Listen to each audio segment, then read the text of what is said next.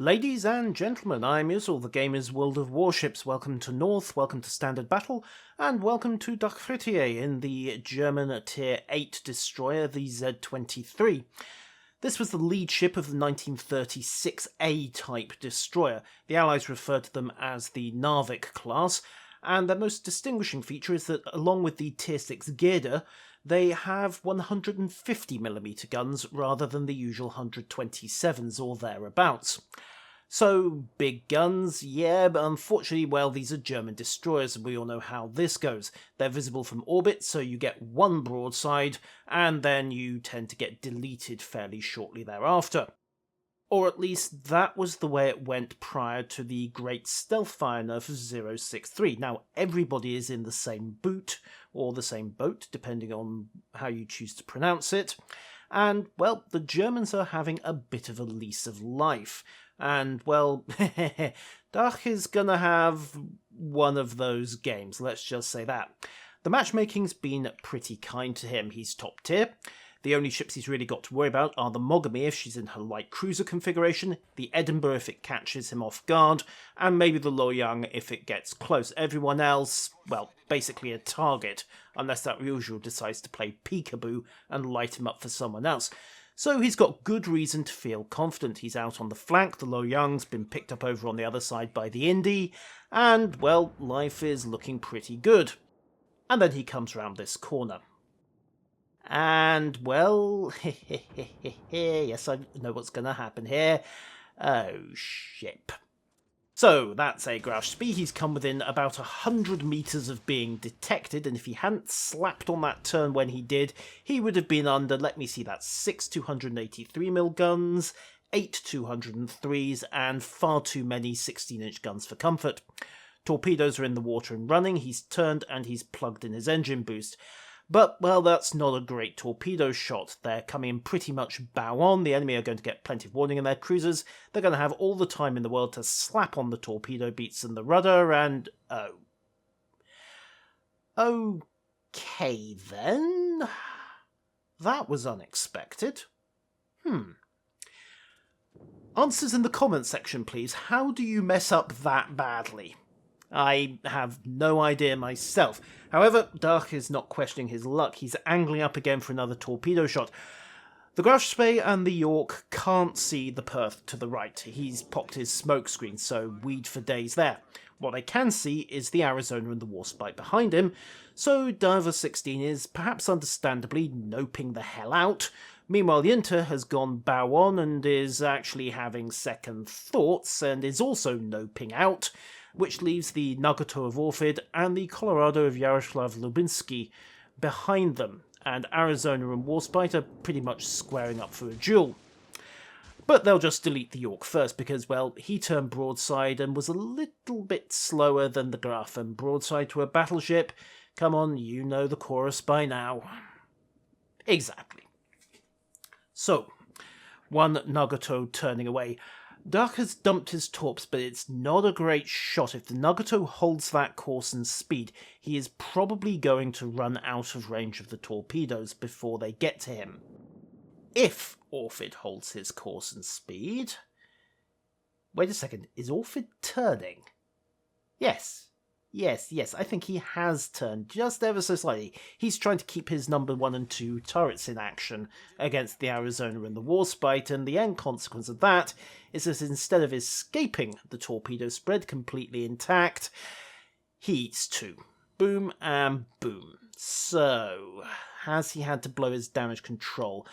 Well, he definitely has now because he's not flooding, but hey, I'm not questioning this kind of luck. The Grausch Spee has well and truly escaped. The Colorado and the Nagato are squaring up for a broadside duel, and they're mostly focusing on the Colorado, which is understandable given that he was the closer target. They're both angled, so not great. Some good news comes in from the other side. Todesengel 90 sinks the Mogami, so that's probably one of the more dangerous ships to Dach gone out of the game. Yaroslav, well, nice target for the moment. Torpedoes are running, but he's jinking and manoeuvring, so it's not going to be a great shot. Time to pop the smoke launcher, get those guns into play. Refire rate's not brilliant compared to destroyer guns, but, well, 150mm high X. He gets a fire on Yaroslav, which is still ticking, so... No, Yaroslav has controlled that fire, so he's popped his damage control, we know that much.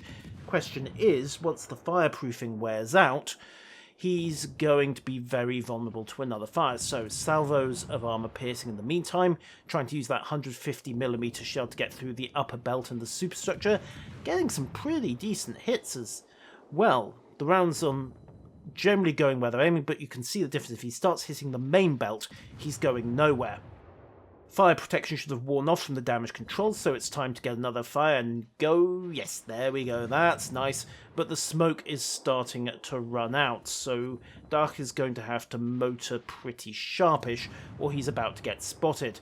First smoke cloud expires, Dark gets spotted, slams on the gas, goes back into full speed ahead, and just manages to dive into his last smoke puff, but that's about to expire as well. 3, 2, 1, gone. However, that did give him enough cover to get back up to speed and start evading again, so he's suddenly a very mobile target, which doesn't stop the Colorado trying his best. And, that was a narrow hit, but it still did 4,000 damage. Ow, ow, ow, ow, ow. Don't want too many more of those, please. So, decisions. 3 very tempting battleships here. We've got Orford dead ahead at 10 kilometers. Kalafic 81 in the Colorado off to the right, and he's holding pretty steady. On the other hand, he's going to have to turn at some point, because at that course he's going to smack an island. Orford may be a viable shot. It's long range again, but he seems to have relaxed after that first torpedo hit. And then Dark realises just how close he's getting to Yaroslav, so sod it, this is where we're going to have to shoot. Dumps his first salvo on the TDC bearing, dumps the second behind the bearing, which is critical. Yaroslav has turned slightly, so Dark starts firing. He's spotted anyway, what's he got to lose? Answer, very little, except possibly his health pool. And the other advantage of the source is that Yaroslav, well, he's got a destroyer who's seemingly up for a fight. He does turn a little and cuts his speed to adjust for possible torpedoes, and as a result, he dodges the first salvo that was down the bearing. Except, of course, the second salvo wasn't down the bearing, and, yeah. Pro tip, ladies and gentlemen, when a destroyer like that is saying, look at me, I'm a target, it's because he doesn't want you looking at something else. And that something else is frequently the incoming torpedoes. So, basically, get your bow round, get it facing him completely, and be prepared to slam over even more rudder if you have to. He probably would still have died in that situation, even if he'd done that, of course, but he might have gotten away with it and only eaten 2 or 3 of those torpedoes. We'll never know.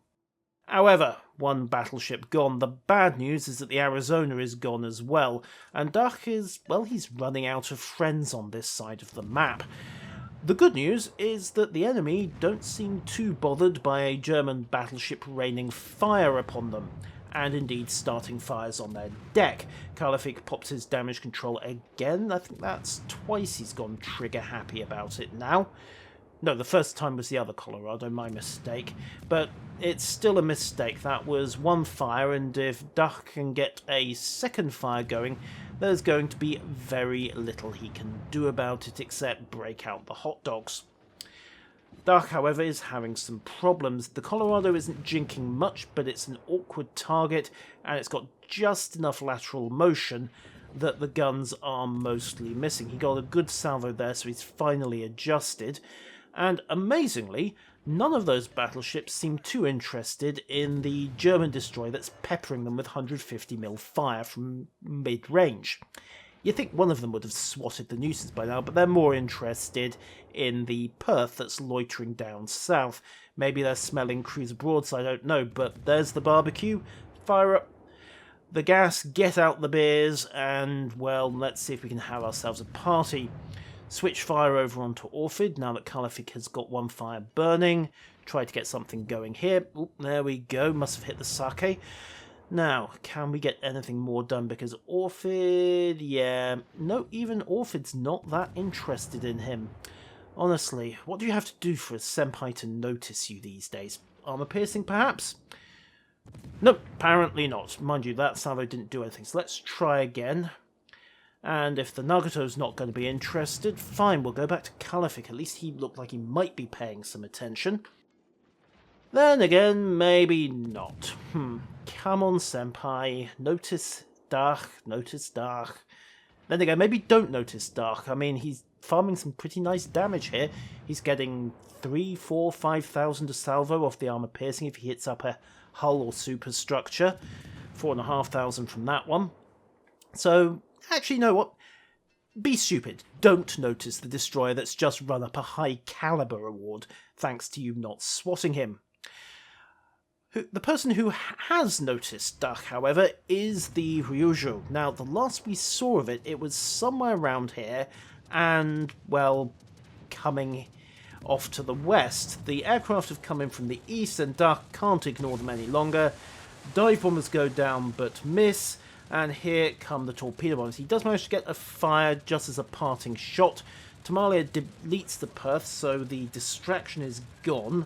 And he manages to turn inside the torpedo drop, which I think might have been an automatic given the spread there. Hard to tell given the angle. Yeah, parallel torps, I'm pretty sure that was an automatic drop. Okay, so he's got the returning bearing from the torpedo bombers. Now that tells him more or less where Little Miss Flight Deck Chester started hiding. The friendly fighters did what they could, but, well, one well-aimed strafe pretty much sent most of them down, and Z-23, for all that she's a nice surface destroyer and has decent guns, doesn't have great flak. Not that it's gonna matter there, because hello, cutie. Right, let's see what we can do. First salvo, Citadels with high explosive, 150mm guns for the win.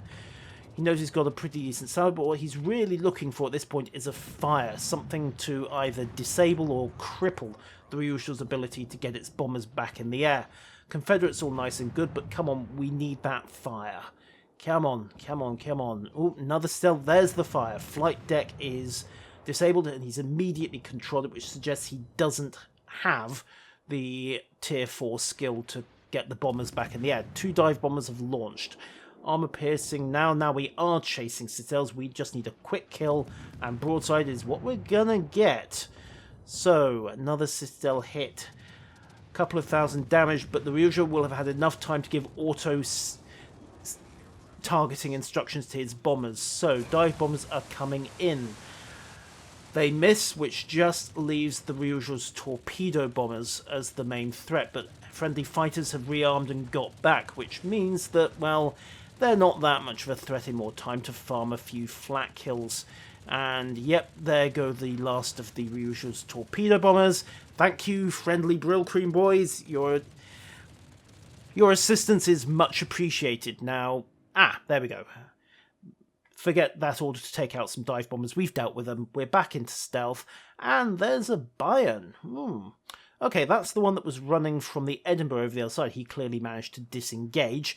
The main Allied fleet has decided, you know what, we're going to go for the control point, and we're going to have ourselves some fun with that rather poor, unfortunate Colorado that Dachfrittier was working over earlier. Klabu, however, has decided that he's going to back up his mate in the battleship, so he's turned away, which of course means he's broadside to the destroyer. So yes, he's on fire. Why do you ask? Why are you even surprised? Now, guns are cranking round, so he does intend to swat Dach if he can. He's got a second fire going. Here come the rounds. 15-inch guns out, but Bayern is a notoriously inaccurate ship.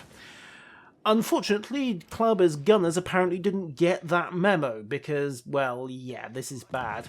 Damage control has deployed. Here come the other 15-inch guns. Did the front gunners get the memo? He was lucky there. 4 misses, but it was close. The deck got very wet from the splashes. So, Damcon's expired on Klaber's hull, so let's see if we can get another fire going. And maybe start jinking because here come those stern guns again. Ow, ow, ow, ow, ow. Yep, the stern gunners have definitely not got the memo that you can't hit the broadside of a barn with the 15-inch German main rifles. Oh dear, this is problematic. Oosh. And apparently they've been talking to their mates on the front, or at least getting them off the schnaps, so Dach now has a slight problem. He is burning Claubier, but he really can't afford to trade rounds. Not since Claubier can shoot straight. Calific, however, well, you never know. I mean, it's kills securing, really. He did do a good chunk of the working over earlier. Starts dropping rounds, but it's going to be a question of who gets him, really. Ow! That German battery is causing more trouble than it's worth. Pop the smoke, disappear. What they can't see, they can't shoot. Mostly. That is not actually even slightly true in this game, but you are generally safer if you can't be seen. Motor out of the smoke, still got that detection warning, but he's back in stealth, but Claubier did get some rounds off. 15-inch comes down. Luckily, he didn't get enough of a picture to get an accurate firing solution. So, here's the question. Can he get those torpedoes in? The range is bad, the angle is bad. Claubier is not turning because he's got other ships to think about as well, so those torpedoes are probably going to miss. The high explosive, however, is not missing, and yet Dachfrittier is still looking for fires. After all, 9,000 hit point battleship, what else are you going to aim for? Well, maybe the rapidly sinking wreckage. Which just leaves one slight problem, and that's the Bayern down in the cap circle that the Edinburgh is engaging. Which is going to be problematic, because it would be a shame if, well, it's not going to happen, because the Bayern can't interrupt the cap from here, and the Edinburgh has jammed him long enough that even if the Bayern does completely sink the Edinburgh by a miracle volley, he's going to lose the cap race. It would require Elitras or Dach to both sail out of the cap circle and have a bad case of no cap kill all. Okay, this is World of Warships, this is random battle, and stranger things have happened, but, well, Dach has a functioning brain in his head, so he just turns over, chops the speed back a bit, and decides to mosey on round the cap circle, safe in the knowledge that he's done almost 210,000 damage, 8 citadel hits, mostly thanks to flight deck chest back there, and 10 fires thanks to some rather unfortunate battleships. German destroyers, ladies and gentlemen, apparently you can't do well in them. And apparently you can't shoot straight with 15-inch guns. Someone's really got to find the person who's distributing all these memos about what you can and can't do with German ships in this game, and tell them to get back onto the job, because frankly, they're seriously falling down on it. Which just leaves Spetsnaz, and the only question really is whether he can kill a Bayern in the next 25 seconds. Well, maybe, if he can get a torpedo shot before he's deleted. You never know. Oh, there we go, there are the torpedoes. Yeah, this is pretty much GG, isn't it? And it also pretty much wraps up this episode. Dachfrittier in the Z-23, ladies and gentlemen. 210,000 damage, give or take. Almost 180 main battery hits, 9 torpedoes, 8 citadels, 3 kills. Who says you can't have a decent game in the German destroyers? I have been Yozril, that has been World of Warships, and until next time, farewell.